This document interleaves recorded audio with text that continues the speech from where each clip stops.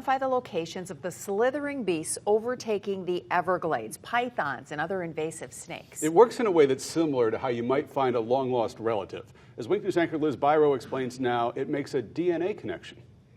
The pictures, the videos, the massive creatures known to slither through the Florida Everglades. In an effort to control the python population, there are hunts, GPS trackers, and DNA tests. When an animal is in its environment, it's going to be sloughing DNA into the environment. So that's into aquatic systems and terrestrial systems, and that's through shedding skin or scales in the case of reptiles. University of Florida professor Melissa Miller is an invasion ecologist who likes to get her hands dirty. She describes the significance of her published research. Tests with environmental DNA are particularly good for detecting species that are very cryptic and hard to find, like Burmese pythons. We can test soil and water samples that we collect for those trace amounts of DNA from an animal, and that allows us to know if a species is present in an area.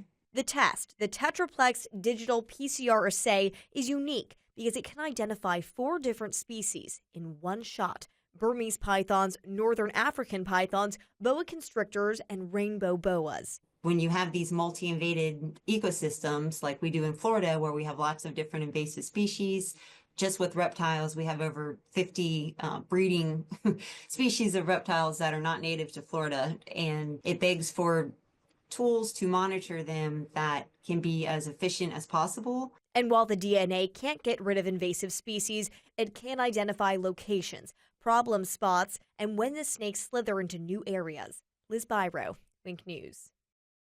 Well, Miller also has plans to expand her work. She and her team are designing a DNA test for invasive fish and invasive lizards like the Argentine black and white tegu and the Nile monitor. We certainly have enough of all of those things around here that would help. I don't know if I really want to know where they all are or not know that they're all out there. I want to know they're going away. Yeah, you're right. You're right.